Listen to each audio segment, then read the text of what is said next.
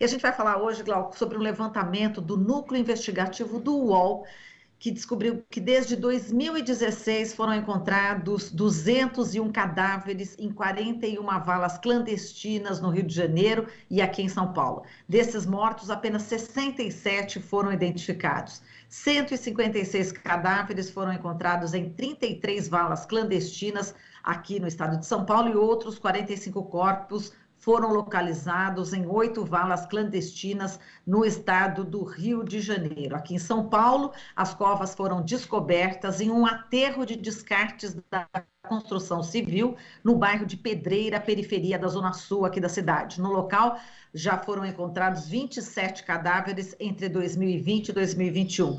É uma das maiores valas clandestinas conhecidas da história do país. Essas informações fazem parte da série de reportagens Mortes Invisíveis, dos jornalistas Amanda Rossi, José Dacal e Saulo Pereira Guimarães. Devido à gravidade dessa denúncia, vamos repercutir neste momento com o nosso convidado, Belisário dos Santos Júnior, advogado, membro da Comissão Arnes, Comissão de Defesa dos Direitos Humanos, Dom Paulo Evaristo Arnes, e foi presidente da Comissão da Verdade da OAB São Paulo. Olá, Belisário, seja muito bem-vindo, bom dia. Bom dia, Marilu, bom dia para todos os seus, as pessoas todas que nos ouvem e que nos veem. E Belisário, bom, antes da gente entrar nesse tema, né, realmente bastante triste e gravíssimo, vamos repercutir contigo a morte, né, do jurista Dalmo de Abreu Dallari, que inclusive era membro da Comissão Arnes, né? Vamos falar um pouquinho sobre o legado dele, a importância desse grande jurista aqui para nós brasileiros e brasileiras. Então, Dalmo Dallari foi um grande professor, foi meu professor. Professor de gerações de estudantes da Faculdade de Direito, e não só desses estudantes, mas também de tantas palestras que ele fez pelo Brasil inteiro, pelo Instituto Brasileiro de Advocacia Pública. Então, Dalmo era conhecido como uma pessoa que divulgava os direitos humanos e divulgava, vamos dizer, toda a sua indignação em relação às violações de direitos humanos. Foi um grande brasileiro, deixou legado em livros, deixou legado em ações, deixou legados na Constituição. Ele foi responsável pelos artigos 231 e 232 da Constituição Federal. Foi ele a pessoa que incentivou isso, que inspirou isso, e que são artigos ligados à questão indígena, a seus territórios, aos seus direitos, e pela primeira vez isso foi para a Constituição por inspiração dele. Então, é um homem que, por onde você vê, ele deixa legados. Ele dizia uma coisa muito interessante, muito técnica do ponto de vista jurídico, mas ele dizia o seguinte: se você aplica o preceito da igualdade para pessoas que estão em estágios diferentes, você pode perpetuar a desigualdade, né? Isso, por exemplo, se aplica à questão das cotas, né? Claro, o exame na universidade é público, todos prestam exame, todos têm igualdade de oportunidade. Não é assim. As pessoas que não têm a mesma formação, que não teve a mesma oportunidade, que não tiveram a mesma oportunidade, que não tiveram a mesma alimentação, estão naquele gap. Então, se você não der uma oportunidade, nunca a igualdade vai ser recuperada. E isso era uma das coisas que ele fazia e que fica tão claro quando ele explica, não é? E há pessoas contra as cotas, claro que são coisas temporárias, enquanto dura essa desigualdade. Esse era o professor Dalmo Dallari. Enfim, ele atendia pessoas pro bono, ele atendia muitas questões pro bono, significa que ele advogava em casos em que não havia condições para a pessoa remunerar seus advogados, uma possibilidade que nós temos como advogados. E, enfim, foi uma foi uma dura notícia para todos nós, uma dura notícia. Ele realizou inúmeras missões internacionais, algumas comigo, e ele sempre era muito festejado. Onde ele chegava, era conhecida a sua crítica ao Estado, a sua crítica à ausência do Estado em algumas situações, que é exatamente a questão que nós vamos falar em seguida, né? A ausência do Estado, e a ausência do Estado provoca violações, provoca situações de violação. Foi uma grande perda para o Brasil, para a sociedade brasileira, mas essas coisas acontecem. Deixou um vazio imenso com a gente. Exato, e está aqui o aluno, né, de Abreu Dallario, Belisário dos Santos Júnior, que vai seguir essa trilha, os ensinamentos desse grande mestre, né, Belisário? Mas vamos lá. Vamos falar aqui dessa série, né, de reportagens que destaca aí exatamente esse problema que você acabou de falar, né, Belisário, que é a ausência do Estado, né? Enfim, a gente está vendo o desaparecimento, né, de pessoas por ação de criminosos, né, e subsequente homicídio, ocultação dos corpos, né, em valas clandestinas. E o caso também nos remete aos mortos que foram enterrados na vala de Perus. Falando em vala, né, Belisário? As vítimas da repressão da ditadura militar. Só que nós estamos em plena democracia, entre aspas, né? Eu queria que você falasse sobre acontecer essa pena de morte hoje em dia, aqui ainda no Brasil, e dessa forma, né? Eu queria que você falasse um pouco dessa complexidade toda. E, claro, a Vala de Perus completou, em 2020, 30 anos. Né? Foram achados, sempre graças ou à família ou a trabalhos jornalísticos. Isso é uma característica comum. O Estado, às vezes, não tem a agilidade que um núcleo investigativo, como esse exemplo que você deu, teve. E no caso da Vala de Perus, encontraram-se, e depois, graças a exames de DNA e trabalho de laboratórios, recuperaram-se 5 desaparecidos. Marilu, 5 desaparecidos. Sim, mas foram encontrados mais de 1.000 achados. Quer dizer, ok, tem mais alguns possivelmente desaparecidos políticos, porque a ditadura militar fez desaparecer mais de 400 pessoas. Mas na vala havia mais de 1.000 pessoas. Não é?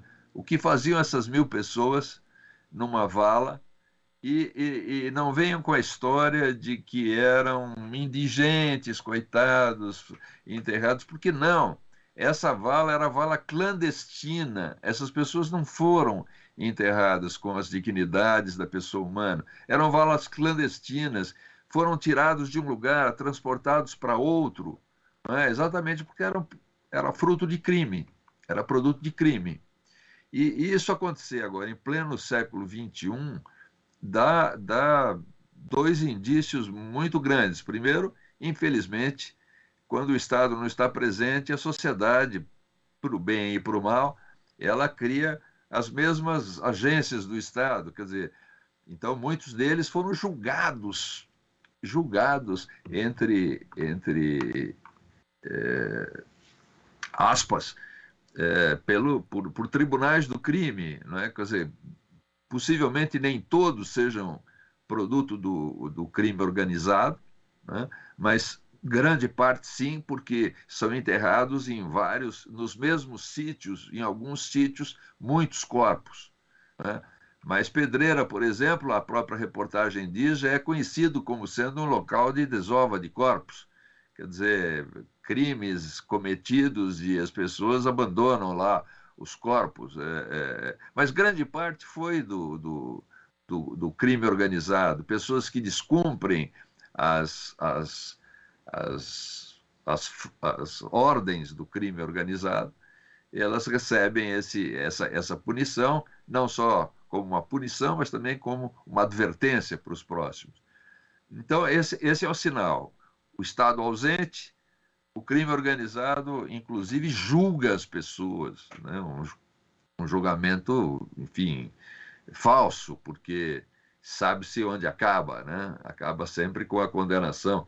Mas há um sentido, inclusive nos criminosos, de que isso não pode ser feito sem o julgamento. Quer dizer, se o Estado estivesse presente, esse crime organizado não teria o espaço que tem. As milícias no Rio de Janeiro, por exemplo, e aqui em São Paulo um pouco também, não teriam o espaço que tem, a ponto de produzir essa quantidade de pessoas. Não foram 5, não foram 3.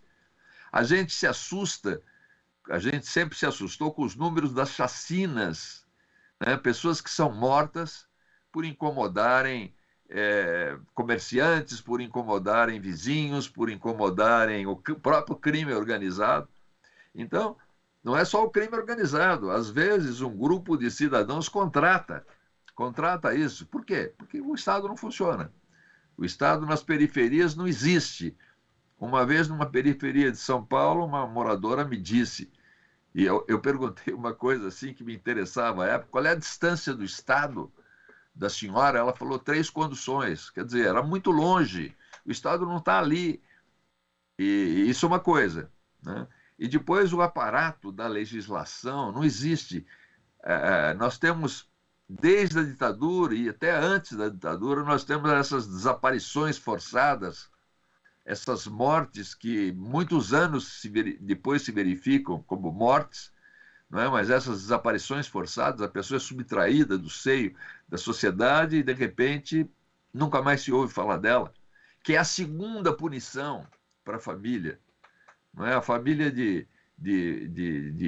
a família Molina, que teve que entrar com 3 ações, no caso da Vala de Perus, primeiro para substituir o nome falso com que ela foi enterrada e depois para identificá-los. Imagina, quer dizer, não só a morte, mas essas tentativas de recuperar um corpo que é da nossa tradição, da tradição de várias religiões, você prantear as pessoas, né? Isso foi subtraído à família, foi subtraído a essas famílias também, quando existiam, e dorme no Congresso Nacional o projeto de incriminação desse especial delito que é a desaparição forçada. E por que não passa?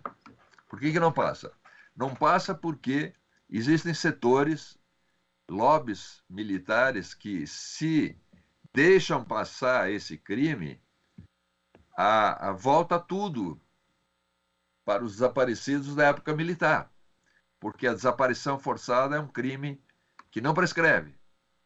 Enquanto a pessoa está desaparecida, é um crime que, de certa forma, continua sendo cometido, entendeu? E não se aplica, portanto, aquele acórdão do Supremo Tribunal Federal que diz que a anistia foi recíproca, etc.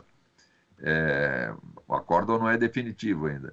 Mas, então, é uma luta, a sociedade precisa entender isso, que precisa diminuir, a sociedade precisa ajudar a diminuir o espaço do crime organizado e das milícias, né? No Rio de Janeiro, eles vendem gás, vendem TV a cabo, eles vendem, enfim, vários itens do dia a dia, porque o Estado não está lá, simplesmente. O Rio de Janeiro talvez seja... E ali se encontraram alguns, né? Mas São Paulo também. Veja a quantidade de valas e pessoas desaparecidas aqui. Não é? Isso não são estatísticas.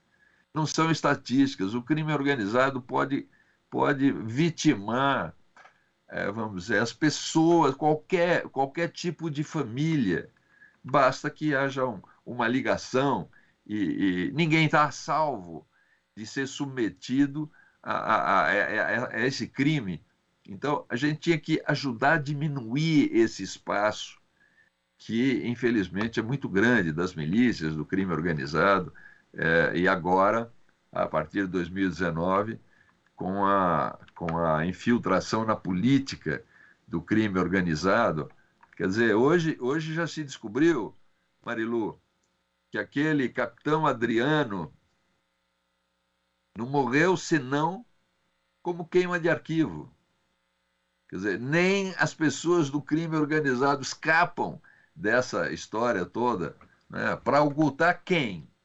Foi queima de arquivo para ocultar quem? Essa é a grande pergunta que vai ser respondida pelos próximos anos. Não é? E as pessoas têm poder, porque o crime começa a se infiltrar na política, e quando isso acontece, a sociedade se desagrega, o Estado se desagrega mais ainda.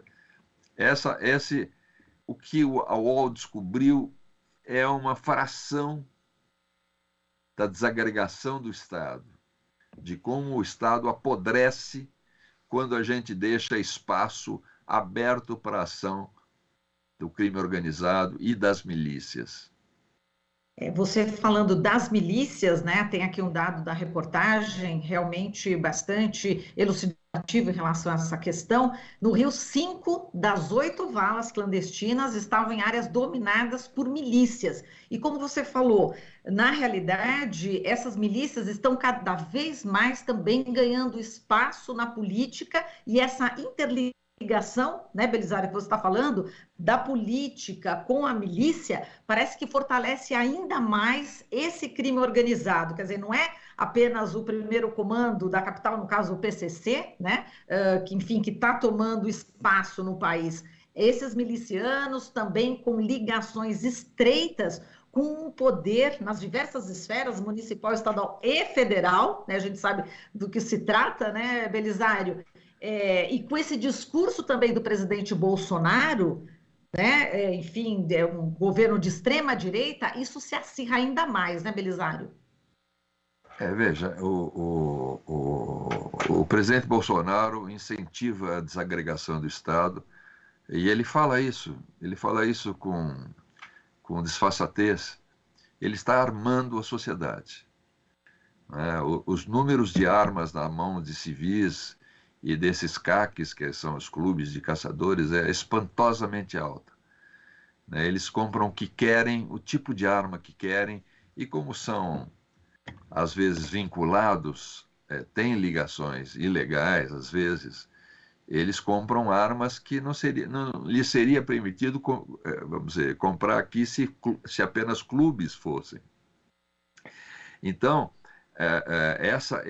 esse armar a população civil significa dizer: não confiem no Estado, o Estado não proverá os recursos. Na realidade, Bolsonaro tem o endereço certo, ele diz: não confiem em tudo que o Estado faz, e ele diz: não confiem nas eleições, não confiem no resultado das eleições, confiem em mim, né? Quer dizer, essa é um dos itens da agenda fascista do presidente. Eu sou a pessoa que resolve. Não é a instituição que resolve, não são as estruturas políticas aprovadas pela Constituição que resolve, sou eu. Então, quando ele arma, ele está decretando a morte do Estado. Quer dizer, armem e resolvam os seus problemas. Então, quando eu falo para as pessoas se precaverem, é porque as pessoas muitas vezes compram serviços, às vezes não têm alternativa, compram serviços do Estado, às vezes contratam serviço da milícia. A milícia constrói prédios. E, claro, como os prédios são irregulares e fora do Estado, os prédios desabam e matam as pessoas. Não é? Então, e as milícias continuam existindo e elegem vereadores, quer dizer, a sociedade é responsável por isso, porque vota nos vereadores, vota no deputado federal, vota no presidente, que apoia esse tipo de procedimento, né? Não necessariamente todos os crimes, claro, mas apoia esse tipo de procedimento, que é o Estado paralelo. Então, quem incentiva o Estado paralelo não controla mais o Estado.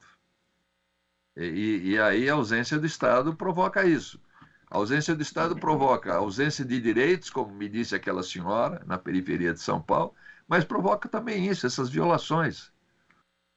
E isso não tem fim, porque eles vão se apoderando dos mecanismos da política, e a política existe para quê? A política existe exatamente para que as instituições do Estado sejam supridas, que renove-se periodicamente os comandos do Estado, a presidência, os governadores, etc. Então, a política existe para isso.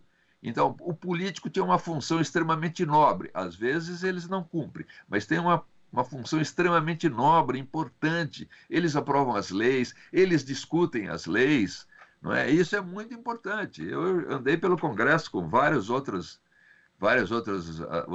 advogados discutindo a lei de segurança, discutindo outras leis que estão lá no Congresso e precisam que a sociedade participe dizendo, olha, não faça isso, que isso influi de maneira errada, tal, enfim. A sociedade tem essa obrigação não só de votar, mas de acompanhar e participar, de certa forma, das formas que são permitidas, desse exercício do direito, do nosso direito político. Quando a gente não faz isso, quando a gente simplesmente, comodamente confia numa organização paralela, acontece isso. Acontecem esses crimes. Então, quando a gente não se importa com o número de chacinas, não foi a minha família não estava lá, a minha família não estava nesse bar. Mas a esse bar vão as famílias das pessoas que moram ali perto e poderiam estar no caminho, não é? Como uma bomba. A minha mãe dizia, nos anos 67, 68, 69, nas passeadas, ela dizia, bala não leva letreiro. Não é? Então, muita gente é morta por acidente, de tiroteios de gangues, dessas chacinas, e as chacinas são acerto de contas. Então, quem está no meio morre. Entendeu? Então, nós temos o dever de não dar espaço, de denunciar anonimamente. É possível, São Paulo tem um disque de denúncia, denunciar anonimamente crimes que são cometidos. A polícia não está toda corrompida. Em São Paulo não está, seguramente não está toda corrompida mesmo. Mas então é necessário denunciar, e denunciar pode ser anonimamente, denunciar comportamentos suspeitos, denunciar a presença do não-Estado agindo. Isso é fundamental. Se a gente se omite, a gente vai constatar cada vez mais os crimes sendo cometidos, um Estado paralelo funcionando, e um dia o Estado paralelo vai regular a sua vida. Exato. E Belisário, só para a gente terminar aqui, você falando aqui da questão das eleições também, né? E a gente sabe que grande parte dessas vítimas são jovens, né? Jovens negros da periferia. A gente não tem dados, né, enfim, em relação a esses corpos, né, que foram enterrados nas valas clandestinas, mas a gente tem uma série de dados, né, enfim, tem o Anuário Brasileiro de Segurança Pública, que dá conta que só em 2020, 76% das vítimas de homicídio eram negras. Então, a importância também dos jovens, né, a partir, já com 15 anos, mas que tenha 16 anos, nos dias 5 de outubro, realmente tirem o título de eleitor, porque é fundamental para tentar mudar também esse cenário, né, Belisário? Colocando aqui as eleições aqui. Então, outro dia, a comissionária estava conversando com o ministro Fachin. O ministro Fachin, eu fiz essa pergunta a ele. Eu falei, até hoje, março, 13% apenas dos jovens eleitores havia se alistado para votar. E ainda temos alguns dias para isso. E ele falou que ele está fazendo o esforço possível, que esses 13% estavam aumentando. Mas é fundamental que o eleitor vá e vote em alguém que não prestigia o Estado paralelo. Isso é fundamental. Isso é fundamental. Alguém que não prestigia o armamento indeterminado para as pessoas que não precisam e muitas vezes não sabem usar. Uma pessoa honesta, armada, é uma arma a caminho do crime organizado. Entende? Ninguém consegue reagir contra um marginal armado, estando armado. Ele tem a surpresa, ele tem uma série de coisas. Portanto, armar-se é um engano. E se você não aceita isso, então aliste-se, porque dos 15, 16 anos até os 25 é a faixa principal dessas pessoas que que foram encontradas, quando se determinar a idade, vai se verificar isso. É a idade privilegiada pela violência contra a juventude. Então, aliste-se para diminuir as consequências da violência contra a juventude. Veja em quem você vai votar, decida em quem você vai votar, mas seguramente não vote em quem prestigia a milícia, o crime organizado, o armamento desenfreado. Votem nas pessoas que têm políticas públicas relacionadas à saúde, têm políticas públicas relacionadas à justiça, enfim, ao meio ambiente sadio, porque é isso, nós vamos ter o Brasil que nós queremos. O futuro do Brasil somos nós que vamos decidir, principalmente numa eleição importante dessa. O Congresso que nós vamos formar, não é só o presidente, o Congresso que nós queremos, as pessoas que vão votar as leis que vão determinar o nosso futuro, o futuro dos seus filhos. É simples assim. Tá certo. Vamos votar, vamos nos inscrever. Vamos, isso mesmo, se alistar, que nós estávamos falando justamente para os jovens tirarem o título de eleitor, e é fácil, enfim, tem todo um mecanismo aí pela internet que facilita bastante isso. Belisário, muitíssimo obrigada aqui pela Isso é só uma frase, o ministro Fachin usava essa frase, dizendo ao jovem, não precisa nem sair do seu quarto, você se inscreve sem sair do seu quarto. É verdade. Essa mensagem é fundamental, né? Que os jovens estão aí direto aí no computador, já nascem com chip, eu falo, né, Belisário? É isso mesmo. Olha, querido, muito obrigada aqui pela sua participação. Forte abraço para você. Até uma próxima oportunidade. Beijo. Muito obrigado, muito obrigado. Tchau. Um abraço para você, Marilu. Obrigada. Falamos aqui com o Belisário dos Santos Júnior, advogado, membro da Comissão Arnes, Comissão de Defesa dos Direitos Humanos, Dom Paulo Evaristo Arnes, e foi presidente da Comissão da Verdade da OAB de São Paulo. Aqui você ouve as notícias que os outros não dão. Jornal Brasil Atual.